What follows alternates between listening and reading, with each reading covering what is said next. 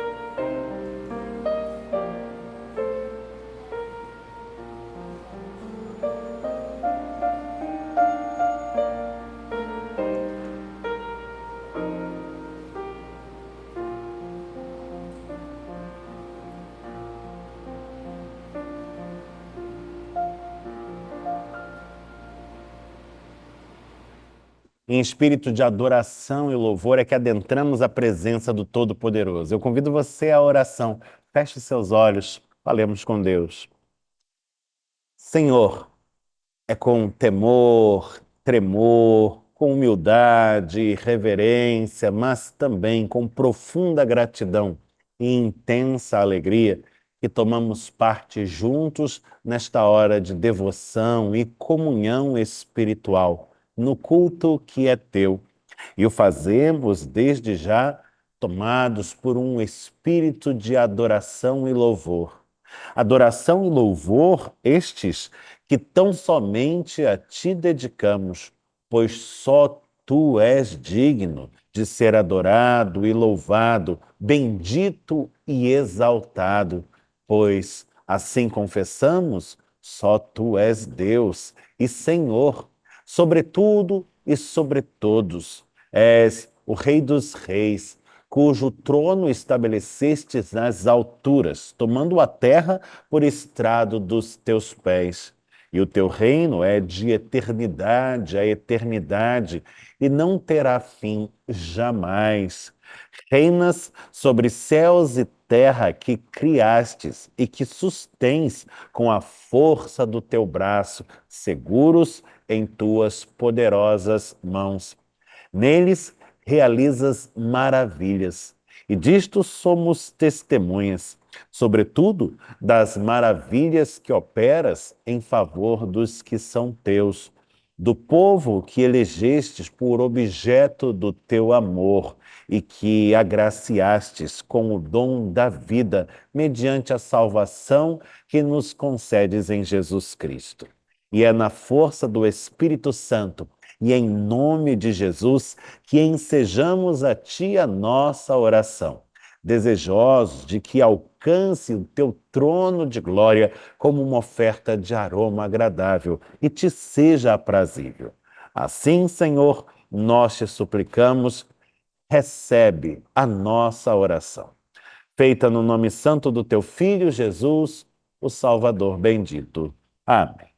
Cantai a Deus um cântico novo. Este é o convite do coro Aideia Moraes, inspirado pelo salmista. Cantate Domino, de Giuseppe Ottavio Pittoni, nas vozes do coral e com o acompanhamento da nossa querida irmã pianista Gisele Santana. Ouçamos-los em espírito de adoração e louvor a Deus.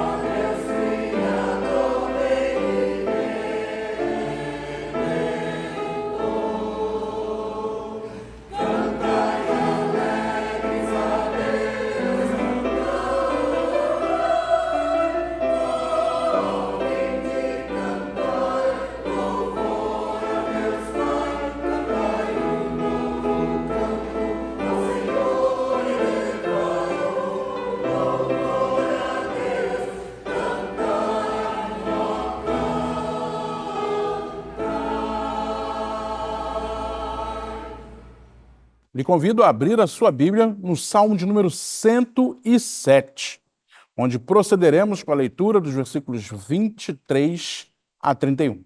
Leitura esta, indicada para esse 12º domingo do tempo comum. Salmo de número 107, dos versículos 23 a 31. Diz assim a palavra de Deus. Os que tomando navios descem aos mares, os que fazem tráfico na imensidade das águas, esses veem as obras do Senhor e as suas maravilhas nas profundezas do abismo. Pois ele falou e fez levantar o vento tempestuoso, que levou as ondas do mar. Subiram até os céus, desceram até os abismos. No meio destas angústias, desfalecia-lhes a alma. Andaram e cambalearam como ébrios, e perderam todo o tino. Então, na sua angústia, clamaram ao Senhor, e ele os livrou das suas tribulações. Fez cessar a tormenta, e as ondas se acalmaram. Então se alegraram com a bonança, e assim os levou ao desejado porto. Rendam graças ao Senhor por sua bondade e por suas maravilhas para com os filhos dos homens. Bendito seja o Senhor por sua palavra. Há momentos em que as águas do mar da vida se avolumam, em que o cenário se torna tempestuoso e nós nos sentimos aflitos face às circunstâncias que nos são adversas. E então, mais do que nunca, temos oportunidade de experimentarmos a realidade da fé e do poder de Deus agindo em favor daqueles que lhe pertencem. Este é o testemunho legado a nós pelo salmista. Esta é a verdade que nos impulsiona a este ato de confiança. Confiança que depositamos em Deus e tão somente nele. É chegado o momento da contrição, do recolhimento, em que nos lançaremos aos pés do Todo-Poderoso e entregaremos às suas mãos divinas os nossos motivos de súplica e de intercessão. Nós vamos falar com Deus, certos de que Ele ouve a nossa voz e dá resposta ao nosso clamor. Se você puder, onde você está, guarde agora alguns momentos de silêncio. Dobre os seus joelhos e poste-se dessa maneira perante o Pai de todo amor, graça e misericórdia.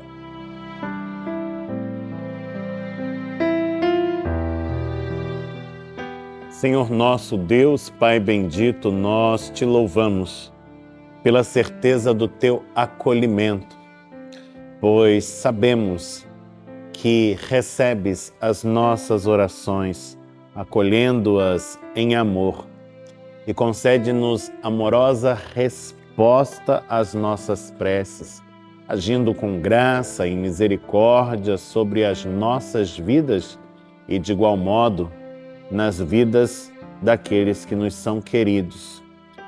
Tens estado conosco, Senhor, e a tua mercê jamais nos tem faltado, nem tampouco aos nossos familiares, companheiros de caminhada. Somos testemunhas do teu zelo, do teu cuidado para conosco. E te bendizemos por todas estas coisas, das quais jamais poderíamos nos fazer merecedores, mas recebemos por meio de Jesus Cristo, teu unigênito Filho e nosso Senhor. Suplicamos-te que continues dando-nos da tua mercê, guiando-nos pelo caminho eterno, provendo-nos todo o necessário ao longo da jornada para que nada jamais nos falte, envolvendo-nos na tua guarida e iluminando os nossos caminhos, permitindo-nos prosseguirmos sempre pela vereda que traçaste rumo ao alvo que tu mesmo preparaste desde a eternidade para cada um de nós, e que ao longo de toda a jornada folguemos na tua doce companhia, bendizendo-te, exaltando-te, ó bom pastor, pois és o Deus de nossas vidas e o Deus de nossa salvação. Esta é a prece que a ti entregamos, no nome santo do teu Filho amado, nosso bendito Senhor, Salvador e Cristo. Amém. O Deus que nos sonda e nos conhece, que faz-se próximo a nós e jamais se aparta dos que são seus, aquele em quem temos confiado. Ele é o motivo desta canção, inspirada nos versos do Salmo de número 139, entoada pelo coro Aidéia Moraes, sob o acompanhamento da pianista Gisele Santana. Asas da Alva, de Linda Spencer. Acolhamos a mensagem da canção, tomemo-la para nós mesmos, façamos dela nossa declaração de fé.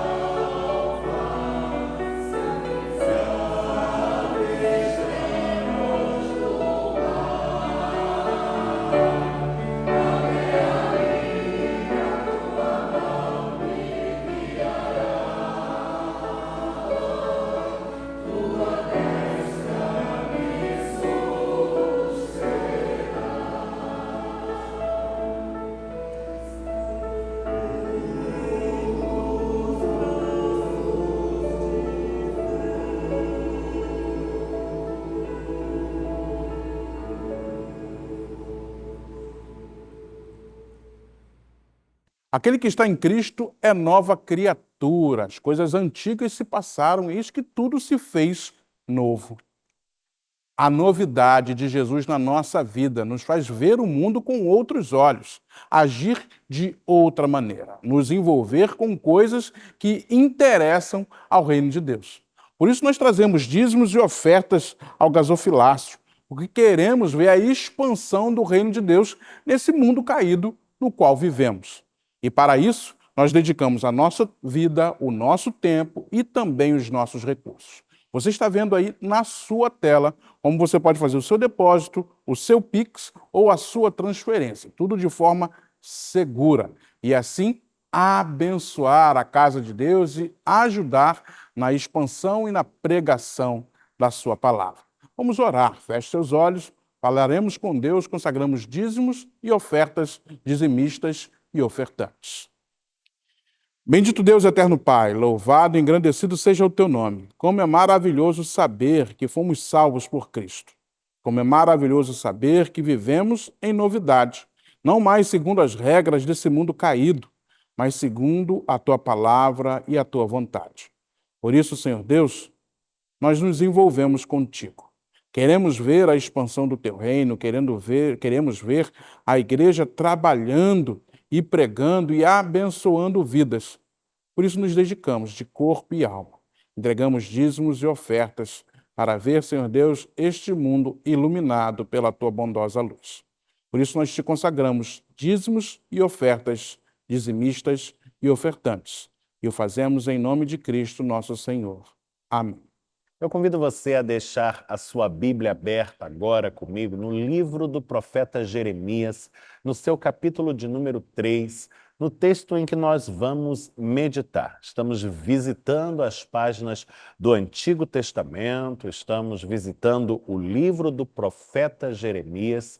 Você encontra em Jeremias o capítulo de número 3 e o trecho da nossa reflexão é aquele compreendido entre os versículos de número 19 e 22. Encontre no livro do profeta Jeremias o capítulo de número 3 e nele o trecho que vai do versículo 19 ao 22. Nós não faremos uma leitura corrida para depois meditarmos sobre o texto, mas vamos avançar na leitura à medida em que avançarmos também com a reflexão. Portanto, é mais que desejável que você tenha o texto consigo acessível ao alcance dos olhos ao longo de toda a nossa reflexão. Estamos visitando as páginas do profeta Jeremias, tendo em mente que os profetas são, por excelência, aqueles que o Todo-Poderoso levantou para que fossem boca sua. Sim, o profeta é, por excelência, a boca de Deus. Aquele por meio de quem a voz de Deus e a sua vontade se faz soar e o seu mistério se dá a conhecer.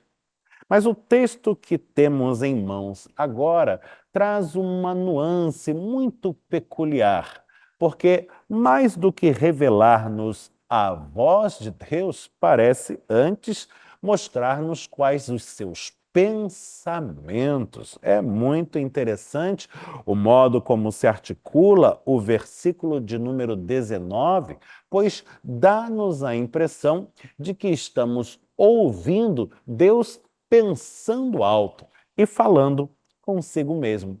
Vamos ao texto. Ele principia registrando as seguintes palavras, dizendo assim: Mas eu a mim me perguntava, como te porei entre os filhos e te darei a terra desejável, a mais formosa herança das nações. Em outras palavras, é como se Deus dissesse: estava aqui pensando com os meus botões como poderei executar isto, colocar você entre os meus filhos e entregar-lhe uma herança. Veja que coisa interessantíssima. O texto está falando de realidades muito positivas. Está falando da adoção, E está falando da adoção de filhos com vistas à entrega de uma herança. Heranças são coisas muito boas e todos nos alegramos quando ouvimos a notícia de que uma herança foi reservada a nós. Mas esta não é uma herança qualquer. O texto faz questão de qualificá-la. Diz ser uma herança formosa, ou ainda, a mais formosa herança das nações. A expressão que aqui traduzimos por formosa evoca realidades positivas de um modo geral. Poderíamos dizer que é uma boa herança, uma bela herança, uma herança preciosa. Sim, e o texto nos diz algo mais. Nos diz que trata-se de terra. Terra é coisa de valor, mas esta poderia ser uma terra qualquer e até desprovida de interesses. Poderia ser um solo rochoso, um solo infértil ou improdutivo, um terreno ruim. Mas não se trata disto. Diz o texto ser uma terra desejável e a mais formosa herança que se poderia encontrar. Ora, é uma herança de fato muito preciosa, muito desejável, e Deus está falando de alguém a quem deseja entregá-la, contando-o entre os seus filhos. Mas este alguém não é identificado neste momento do texto. Temos um eu, que sabemos ser o próprio Senhor, mas temos um tu que não conseguimos nomear. Porém, eu explico a você. O texto está falando de Israel, que é, por excelência, o objeto do amor de Deus. Esse povo que ele escolheu para chamar de seu e abençoar. Então, neste ponto da nossa reflexão, talvez você pensasse: ah, pastor, belíssima promessa de graça, belíssima revelação acerca do amor de Deus pelo seu povo e das suas intenções para com o mesmo, mas parece algo distante de mim, desconectado da minha realidade. Afinal, não sou israelita, tampouco israelense, e sei que este é um povo de um lugar muito distante daqui. Tratando-se então do povo da Bíblia, trata-se de uma gente que viveu há muitos séculos atrás e não tem conexões comigo. Portanto, vou apreciar o texto com interesse e curiosidade, mas sabendo que não diz respeito à minha realidade em particular. E eu digo, lê do engano de sua parte. Sim, porque desde a perspectiva de nossa sã doutrina, a igreja cristã, sim, ela é o Israel de Deus, ou o novo Israel de Deus, aquele Israel que se reconhece como tal mediante a fé que deposita no Salvador, a mesma fé que outrora fora esposada pelo patriarca Abraão e lhe valeu. Sim, somos Israel de Deus, eu e você, crentes no Senhor Todo-Poderoso. E este texto, portanto, fala-nos das intenções que o Altíssimo tem para conosco. E vamos resumi-la nestes termos. Ele deseja contar-nos entre os seus filhos e entregar-nos a mais formosa herança que jamais poderíamos conceber. E veja se este não é um projeto excelente, que enche-nos os olhos e traz até mesmo um sorriso ao nosso rosto. Eu já me sinto convidado e desejoso por fazer-me partícipe dessas bênçãos. E Israel também se viu assim, nesta disposição de alma. Porém, as coisas não saíram exatamente como pretendido. O versículo de número 20 começa num tom tanto quanto diverso daquele que orientou o verso anterior. Ele diz: deveras como a mulher se aparta perfidamente do seu marido, assim com perfídia te houveste comigo, ó casa de Israel, diz o Senhor. O texto parece estar mudando de assunto na medida em que troca a imagem com que vinha trabalhando anteriormente. Estávamos falando de uma relação filial ou paternal, da relação de um pai com os seus filhos, sejam legítimos ou adotados. Mas agora a relação em pauta é a de uma mulher com o seu marido. Será que estamos agora num outro momento, de fato, tratando de um outro assunto e aquele abordado anteriormente ficou para trás? Não, estamos num desdobramento do mesmo texto e da mesma reflexão. Dentro do contexto das Escrituras Sagradas, frequentemente as imagens advindas do ambiente familiar são evocadas para ilustrar o modo como nós, o povo de Deus, nos relacionamos com Ele, com o Senhor. A relação entre pais e filhos é uma destas imagens, mas também encontra um lugar muito especial no seio do profetismo de Israel, a imagem do matrimônio, para falar-nos desta mesma relação, a relação que nós, Israel, temos com o nosso Senhor. E desde esta perspectiva, ele será sempre o esposo e nós, a sua esposa. E o que um esposo espera de sua esposa e vice-versa, pois é a base do casamento: compromisso, fidelidade. Sim, quando os nubentes se dão ao enlace matrimonial no altar da igreja, perante Deus e os homens, firmam compromissos públicos, solenes, sagrados, que dizem respeito ao cuidado mútuo, ao honrar um ao outro, à fidelidade com que arcarão até o fim de seus dias, até que a morte os separe. Mas, segundo os termos do texto que estamos lendo, do versículo de número 20 em particular, a esposa em questão não honrou os seus votos. Ela se afastou do seu marido, agindo com perfídia.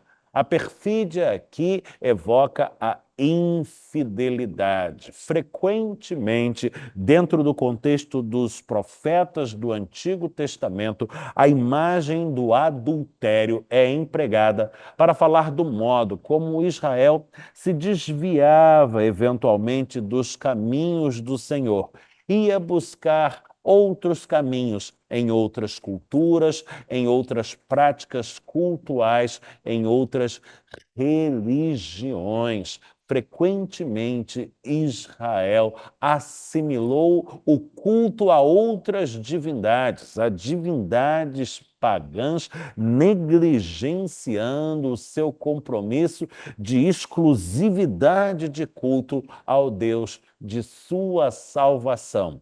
E entre os profetas, esta realidade foi muitas vezes denunciada nos termos do adultério, falta considerada sempre gravíssima e que denota deslealdade, infidelidade.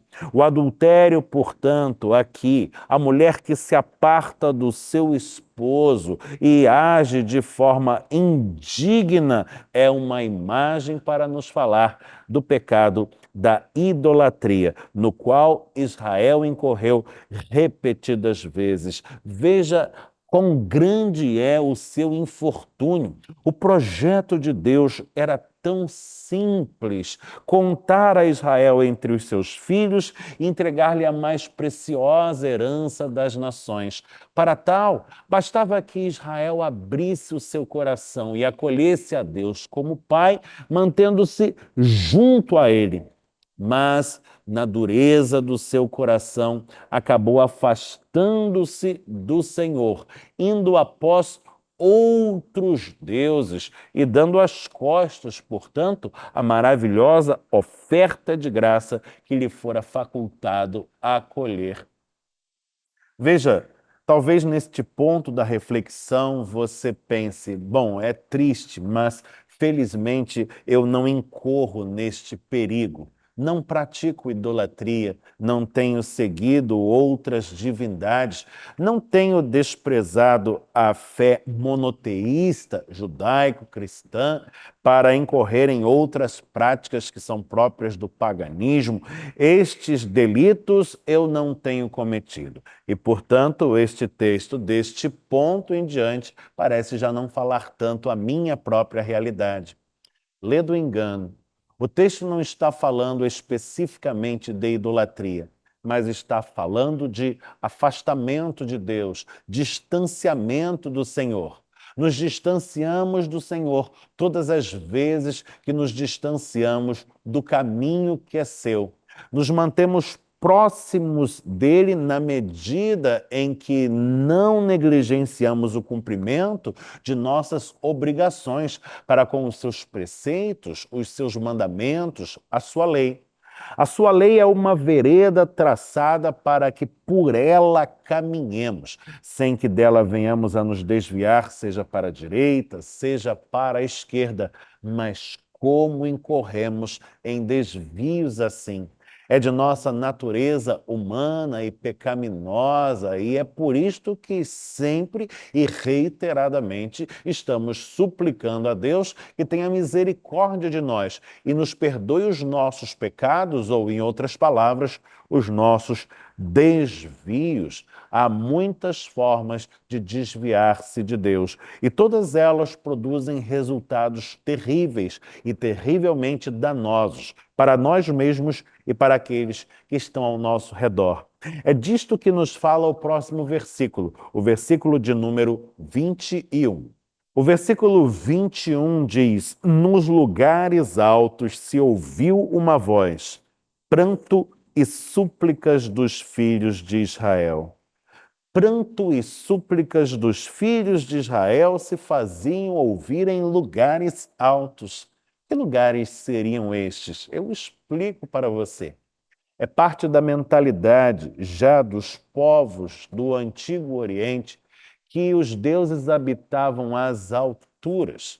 E, portanto, para achegarem-se a estes, as pessoas deveriam procurar lugares elevados, os montes, as elevações. E nestes lugares, frequentemente, encontraremos, portanto, locais de culto e de adoração aos vários deuses, e neles, altares. O que está em pauta aqui é o fato de que Israel, muitas vezes, foi a estes lugares, a estes locais de culto, a estes altares pagãos. E o que se ouve ali, diz o texto, uma voz que dá curso a prantos e súplicas. Prantos são expressões de dor e súplicas são clamores por socorro. Há um povo sofrendo e implorando por ajuda, por algo que faça aplacar a sua dor, que venha a minorar o seu sofrimento. E por que Israel está sofrendo? Por que está ali clamando por ajuda? Diz o próprio verso 21. Porque perverteram o seu caminho e se esqueceram do Senhor, seu Deus. Veja, a lógica aqui é muito simples. O caminho que Deus nos deu é uma vereda segura. É uma receita para sermos felizes na jornada de nossa existência, na caminhada de nossas vidas. É como se o pai, sobremodo amoroso, dissesse para nós, seus filhos: Olha, eu tracei aqui uma rota na qual vocês estarão protegidos. Não se desviem dela, ou os efeitos serão danosos.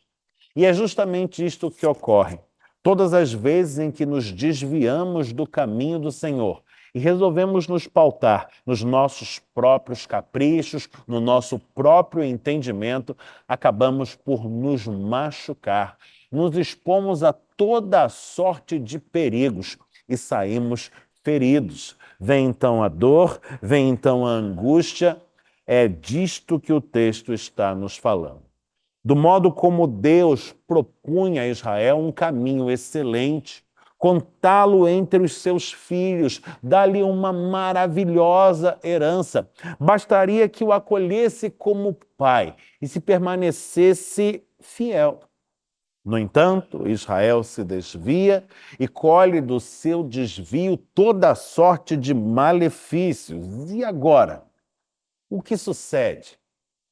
Bom, é neste ponto em que o texto nos convida a uma maravilhosa oferta de graça, uma reiterada oferta de graça da parte de um Deus que é incessantemente misericordioso, perdoador, que tem prazer em abençoar. E é com esta palavra que nós vamos chegar ao final da nossa leitura e da nossa reflexão. Aquela que está registrada no versículo de número 22, este apelo veemente que diz: voltai, ó filhos rebeldes. É como se o Senhor estivesse conclamando a todo o seu povo, Israel, a todos aqueles que são objeto do seu amor e que se desviaram do seu caminho, a todos aqueles que, na sua dureza de coração e rebeldia, se afastaram de Deus e têm colhido daí toda a sorte de males, que têm sofrido e sentido dores em sua alma. Ele apela dizendo: voltai, ó filhos rebeldes, ainda que rebeldes sejam, mas enquanto filhos, voltai, diz o texto. É hora de voltar para casa, é hora de atender ao chamado, é hora de retornar aos braços do Pai Todo-Poderoso. E ele nos diz algo mais acerca do modo como agirá perante o nosso retorno. Afinal, o que nos aguarda? A reprimenda, a punição, o merecido castigo? Pelo contrário, ele diz: voltai, ó filhos rebeldes, e eu curarei as vossas rebeliões. Veja que palavra belíssima, especialmente as últimas palavras desta frase que lemos. Se você prestar atenção, você perceberá que esta é uma promessa muito, muito diferenciada e muito, muito especial. Estamos falando de um povo machucado, um povo ferido, um povo que sente dores e que espera, por certo, a cura de seus males, de suas chagas. E sabemos que o Senhor é um Deus que se alegra em ministrar cura e restauração, e por certo o faz, e creio, há de fazê-lo. Mas o texto não está falando da cura das chagas, da cura das feridas. Ele traz uma nuance que torna esta promessa ainda mais bela e especial. Ele diz: eu curarei as vossas rebeliões. Esta disposição de alma que vocês têm para insistentemente se afastarem de mim, para recusarem a minha generosa oferta, para se deixarem levar por toda a sorte de descaminho, eu curarei o coração de vocês e vou trabalhar de forma a mudar essa natureza, para que nunca mais vocês venham se apartar da luz ou da fonte da vida, para que nunca mais mergulhem nas trevas e nos laços da morte, para que nunca mais tenhamos de nos separar de novo. O texto, portanto, é um belíssimo apelo aos nossos corações e nos recorda qual o projeto de Deus para as nossas vidas. Dele, do Pai sobremodo amoroso, que nos vê como seus filhos, ainda que rebeldes, e que permanece desejoso por agraciar-nos com a mais bela, a mais formosa, a mais preciosa de todas as heranças. E talvez você se pergunte: ah, pastor, e como achar este caminho de volta para casa? Como é que eu faço para ir ao encontro deste Pai maravilhoso. E eu digo a você, não é segredo, você o fará através de Cristo Jesus, pois Ele é o único e verdadeiro caminho que pode nos levar em direção a Deus. É por meio dele que recebemos a adoção de filhos e nos tornamos co-herdeiros seus de tudo aquilo que concerne ao reino. De fato e de verdade, segundo as Escrituras nos dão a saber, com ele reinaremos e pela eternidade sem fim, gozando da plenitude da graça, na plenitude dos tempos, na plenitude do reino que é seu. Que você hoje possa abrir os seus ouvidos a este chamado, possa abrir o seu coração ao acolhimento desta graça e possa desfrutá-la plenamente, como Deus quer, no poder do Espírito Santo, em o nome de Jesus. Amém. Trago algumas comunicações.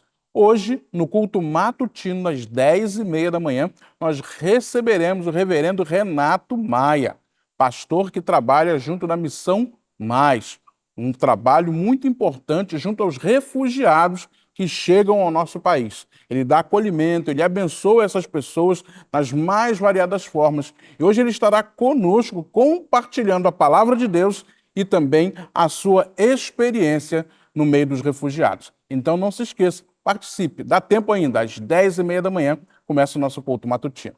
No dia 4 de julho, às 19 horas, aqui na nossa igreja, nós teremos a reunião dos homens, a nossa UPH, União Presbiteriana de Homens. Se você é um homem, você nem está sendo convidado, você está sendo convocado a participar dessa reunião tão importante. Nós tratamos de temas específicos e sempre à luz da palavra de Deus. Então anote aí na sua agenda, dia 4 de julho, às 19 horas, entrando pela Paula Freitas 69, nós teremos a nossa reunião da UPH. Participe. Outra data para você marcar na sua agenda aí no seu calendário, é o dia 13 de julho. Nesse dia, nós teremos a segunda edição do Arraiá da Criançada. Será uma tarde abençoada, com muitas brincadeiras, com muitas comidinhas típicas, e você deve participar. Anote aí, dia 13 de julho, a partir das 2h da tarde. E você deve se envolver com esse trabalho, você deve participar dele. Você deve trazer as crianças, vizinho, sobrinho, netinho, traga as crianças para a casa do Senhor, para aproveitar essa tarde maravilhosa. Você deve orar por esse trabalho, colocar nas suas orações não somente este dia, mas o departamento de crianças da nossa igreja. Você pode nos abençoar doando a sua mão de obra. Pastor, eu posso trabalhar, eu posso abençoar o trabalho, ajudando, tomando conta, participando das brincadeiras.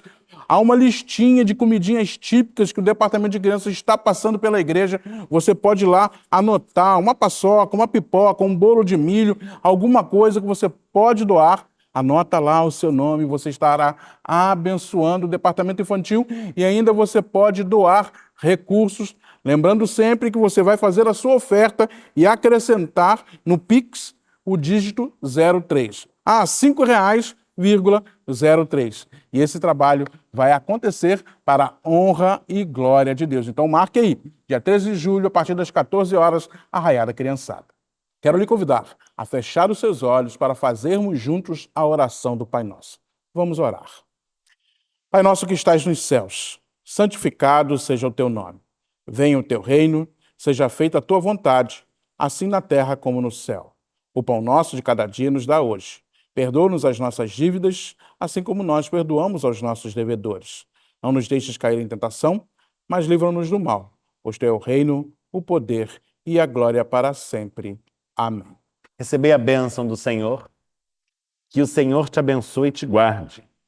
Que o Senhor faça resplandecer o rosto sobre ti e tenha misericórdia de ti. Que o Senhor sobre ti levante o rosto e te dê paz. E que a graça de nosso Senhor e Salvador Jesus Cristo, o amor de Deus, o Pai Celeste e a comunhão do Espírito Santo permaneçam com todos, hoje e eternamente. Amém.